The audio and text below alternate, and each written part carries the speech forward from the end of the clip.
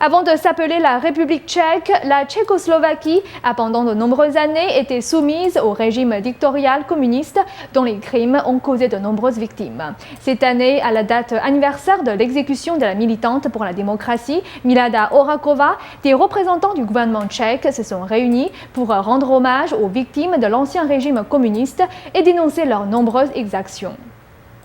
En République tchèque, une atmosphère solennelle entoure ce cérémonial aux victimes de la période communiste à Prague. De hauts représentants du gouvernement ont rendu hommage aux victimes du régime communiste tchécoslovaque en déposant des couronnes de fleurs et en dénonçant les crimes de cette période sombre de l'histoire du pays.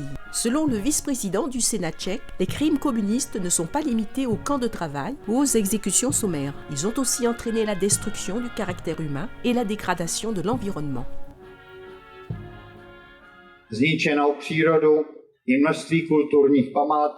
Il est nécessaire de rappeler à chacun la destruction de l'environnement naturel et de nombreux symboles culturels importants, mais aussi l'éducation déviée qui a conduit au mensonge et à la tromperie, poussant les gens dans la passivité et le manque d'indépendance.